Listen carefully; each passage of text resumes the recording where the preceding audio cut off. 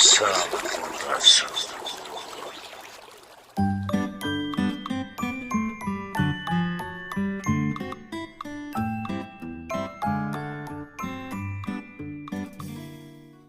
Menuju lokasi. Oke, mari kita. Ini luar biasa. Luar biasa. Ini.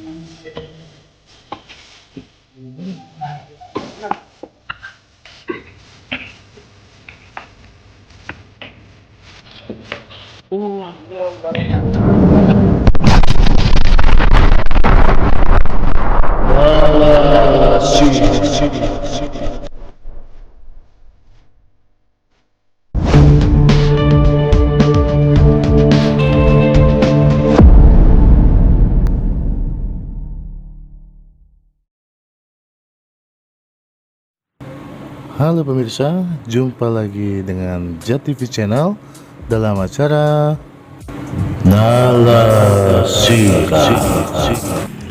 episode 16. Setelah dari Endong Kasang dan Cipangan TH, tim JATV Channel akan nalasila ke situs selanjutnya,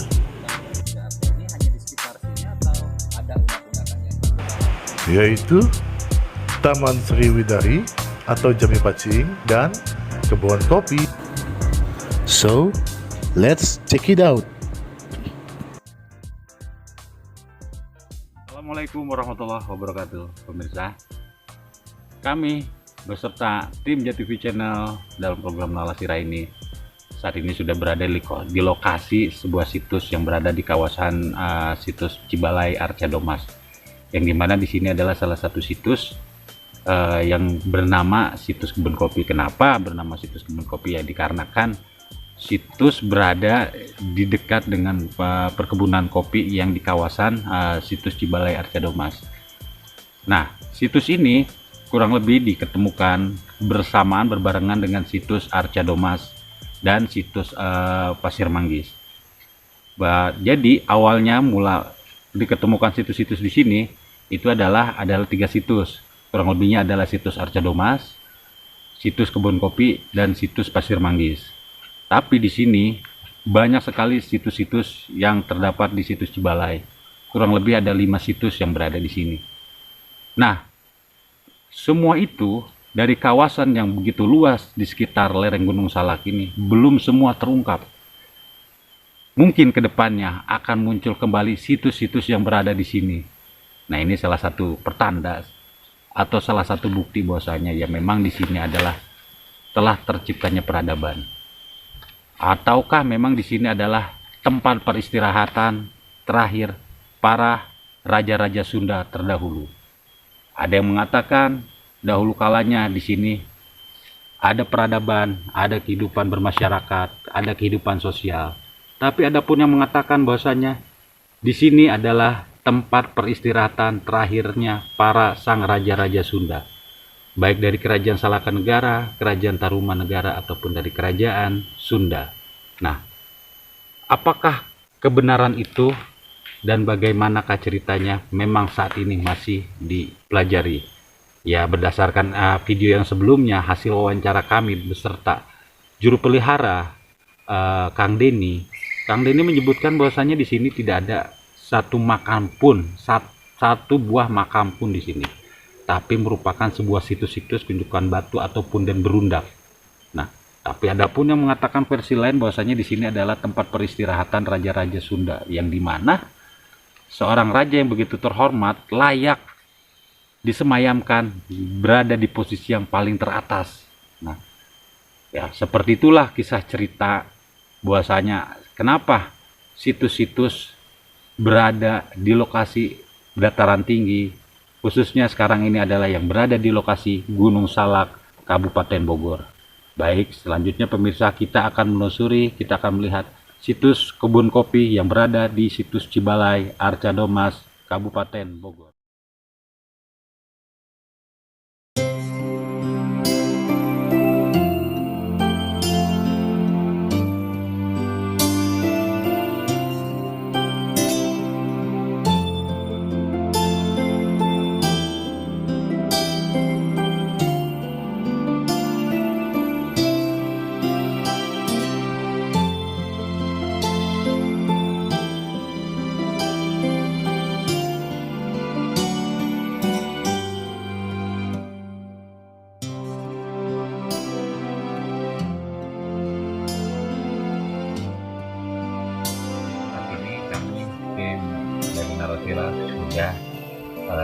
bersama juru pelihara dari situs Archaeodomas di Balai, yaitu dengan Kang Denny. Di sini kami ingin menggali informasi mengenai situs kebun kopi yang dimana lokasinya itu di belakang situs Archaeodomas. Nah, bagaimanakah kisah dari situs kebun kopi ini, baik dari awal penemuan ataupun yang lainnya? Baik, kita mari mendengarkan informasi dan cerita dari Kang Denny sebagai juru pelihara. Baik, Kang Denny, bisa mohon untuk diceritakan mengenai situs kebun kopi yang berada di belakang situs Archaeodomas itu, ya, bagaimana ceritanya, baik secara tertulis ataupun misalkan ada informasi yang dari turun temurun. Iya. Kalau situs kebun kopi itu dulunya Belanda itu bercocok tanam di sini, ya, bercocok tanam menanam kopi itu, ya, jadi dinamain situs kebun kopi. Kalau situsnya itu kurang lebih 80 meter itu. Cuman itu yang keunikannya di situs kebun kopi itu ada bentuk batu kayak bentuk, kalau dulu mah yang disebut dulang, ya. Ya, bentukan terus sama tumbuknya. Biasanya digunakan untuk bercocok tanam di situs kebun kopi itu. Jadi kalau yang dinamakan situs kebun kopi itu tuh banyak pohon kopi di rumah. Sampai sekarang juga itu sampai ada pohon kopinya. Jadi di dalam untuk mengenai situs kebun kopi adalah memang asal mulanya itu memang di mana tempat berkebunnya pada saat zaman Belanda seperti itu, ya, yang dimana menanam kopi, ya, seperti itu. Dan ada keunikan dari berbagai macam situs yang berada di kebun kopi itu, ya, sampai sekarang mungkin masih ada. Ya, masih ada, cuman batunya itu udah roboh, ya, udah roboh, jadi nggak menyerupai kayak bentuk tumbuk, ya, untuk tumbuk itu.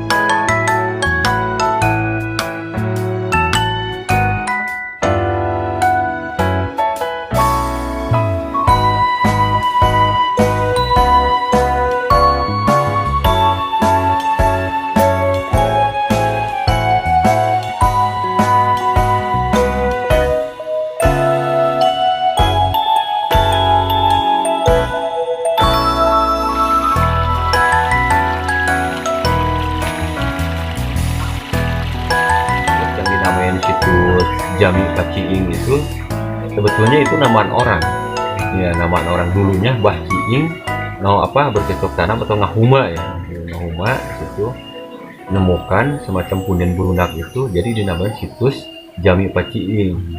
Terus kalau misalkan cerita masyarakat dulu itu dinamakan situs Taman Sriwidari. Jadi bentuknya kayak bentuk taman, ya, bentuk taman, terus dikelilingi oleh mata air sekitarnya.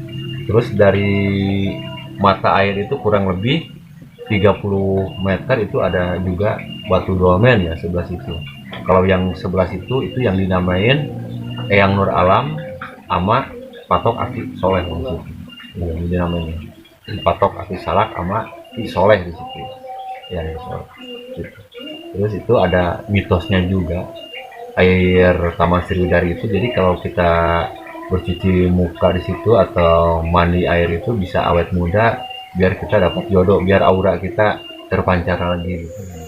Situs Jami Paciing itu atau yang disebut apa namanya Taman Sriwidari. Taman Sriwidari itu bahwasanya ya memang di dalam situs tersebut ada batu dolmen dan ternyata ada apa namanya Eyang Nur Alam. Iya, Eyang Nur Alam sama Ya. Patok Aki Salak. Sama Patok Aki Iya, Salak. Patok Aki Salak. Jadi memang bahwasanya itu adalah salah satu merupakan tokoh mungkin Iya, ya. tokoh. Merupakan tokoh zaman dulu yang pernah berada di Iya, sekitaran pernah sini. singgah di situ atau apa namanya tuh pernah meditasi lah Pernah di situ. meditasi.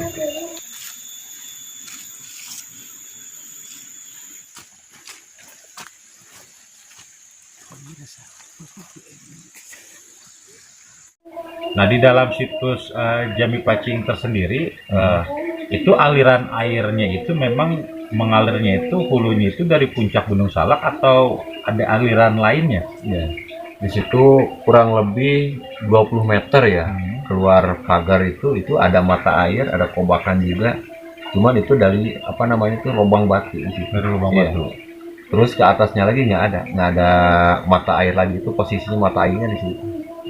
Jadi memang aliran air yang berada di Taman Sriwidari itu hulunya itu atau titik mata airnya itu jaraknya tidak jauh dari situ ya. 20 meter. 20 meter Iya. dari situ kurang lebihnya. Berarti bukan merupakan aliran air yang berada hampir di atas Gunung Salak itu ya. Oh, seperti itu. Nah, untuk selanjutnya Kang Denny untuk mengenai situs Jami Paciing ini bahwasanya ini apakah diketemukannya ini berbarengan dengan situs Arca Domas dengan kebun kopi atau terpisah? Kalau situs Jami Paciing itu terpisah ya. Terpisah. Iya, terpisah. Kalau yang pertama itu tahun 80-an itu yang ditemukan, yang dipelihara itu situs Endong Kasang, Arca Domas dengan situs Pasir Mangis ke atas. Terus kesininya lagi kurang lebih 2010 dulu kan emang udah kebuka, cuman belum dibuka realnya ya, bukan apa namanya, belum dibuka seluasnya. Kalau sekarang kan udah ada juru peliharanya juga di situ, udah ada pengurus gitu. Jadi sekarang luasnya itu 800 meter gitu, situs Jami Paciing itu. 2010 itu ya. 2010 Iya, 2010. Nah, jadi untuk mengenai lokasi dari situs Jami Paciing itu kan ada berbagai macam batu undakan-undakan itu ya. Iya. Jadi memang apa namanya yang di dalam pagarnya itu kan ada bentuk batu-batu undakan berdiri itu Iya. memang untuk tempat ritual atau misalkan apakah itu memang merupakan sebuah makam atau apa ya? Iya. Kalau itu yang dinamain punden burunak ya. Punden burunak itu terdiri apa namanya tuh, kalau misalkan batu yang berdiri tegak itu yang dinamain batu menhir ya. Batu Itu menhir. ciri ya.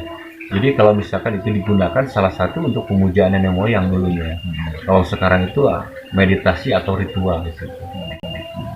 Jadi untuk sekarang ini memang untuk situs Jami Paciing banyak kalangan sekelompok orang yang mungkin melaksanakan ritual ya seperti Iya, itu ritual. dan di situs Jami Paciing itu Iya, yang dimana apalagi menurut cerita masyarakat mitosnya bahwasanya aliran air dari situs yang berada di Jami Paciing itu apabila misalkan dibasuh Iya. mukanya ya bisa membuka aura, Aura. seperti itu. Nah, itu memang yang cerita turun temurun dari masyarakat itu ya mitosnya. Tapi memang banyak orang yang mengunjungi dari situs Jami Paciing ini yang meyakini bahwasanya tempat itu adalah memiliki dalam artian satu aura yang bermanfaat untuk setiap orang yang berkunjung di situ. Iya. Banyak dari kebanyakan sebetulnya dari kalangan remaja, dari kalangan orang-orang ini ya. Biasanya orang yang sakit juga biasanya suka dibawa ke situ. Juga dibawa ke situ. Iya, dibawa ke situ juga. Alhamdulillah gitu ya, syariat kita di sini sudah hakikat Gusti Allah. Alhamdulillah semua di situ. Jadi memang dalam pengertiannya bahwasanya yang berada di Jami Paciing itu aliran airnya itu bisa dipergunakan untuk pengobatan juga. Pengobatan seperti juga. itu. Memang kembali lagi untuk kesembuhan atau tidaknya itu hak mutlak dari Iya. Sang Pencipta seperti itu. Mungkin dalam bentuk ikhtiarnya aja Ikhtiar. mungkin kan bahwasanya menjalankan ritual seperti itu menggunakan air yang berada di situ Jami Pacing.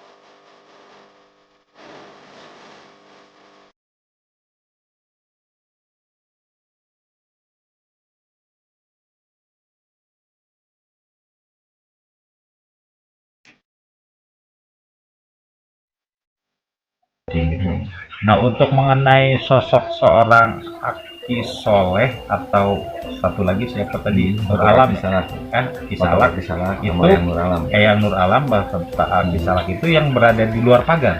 Di dalam. Oh, di dalam. Nah, di dalam. Di dalam, kalau misalkan sebelahnya itu di dalam itu kan ada patok Aki Salak sama yang patok Aki Salak sama Ki Soleh di situ. Sebelahnya lagi yang dibuat gede itu yang dinamain Ibu Nimas Larasati. Nah, bisa nggak maksudnya diceritakan sedikit aja mengenai beliau-beliau ini? Itu kan namaan masyarakat di sini itu yang zaman patok itu patok Aki Saleh ya atau patok Aki Salak itu sebetulnya ciri beliau itu udah pernah singgah di situ atau pernah meditasi di situ. Sebetulnya masih ada kaitannya dengan masa Pajajaran Siliwangi. Nah, untuk yang selanjutnya yang Nimas dan satu lagi siapa, Nur Alam ya? Ya, Nur Alam. Nah, itu bisa diceritakan juga apakah sama kisahnya seperti itu? Itu sama juga ya. Yang Nur Alam, patok Aki Salak itu sama. Oh, jadi bahwasanya bisa dikatakan itu dinamakan seperti itu karena memang beliau pernah singgah singgah di situ. Mungkin beliau pernah bersemedi ya, atau kan seperti itu di situ. Jadi sehingga tempat tersebut yang memiliki sesuatu yang berbeda mungkin kan itu. Karisma yang Karisma seperti itu karena bahwasanya pernah tokoh-tokoh terdahulu melakukan semedi atau melakukan tirakat lah mungkin bahasa sekarangnya itu di tempat tersebut ya, sehingga berdampak hingga sampai sekarang bahwasanya auranya itu memang sangat bermanfaat bagi orang-orang meyakini untuk yang datang ke situ ya. Oke. Baik pemirsa, untuk mengenai cerita dari situs kebun kopi dan situs Jami Pacing, dari sini kita dapat mengambil satu pelajaran bahwasanya segala sesuatu apapun itu jika kita melakukan hal-hal yang positif dan memiliki keyakinan yang kuat, tentunya akan memberikan dampak yang baik untuk kedepannya. Jadi segala sesuatu itu memang tidak ada yang sia-sia. Apa yang kita lakukan itu pasti kedepannya pun akan ada yang merasakan manfaat dari yang kita lakukan saat ini. Baik, demikian cerita dari situs kebun kopi dan Jami Pacing.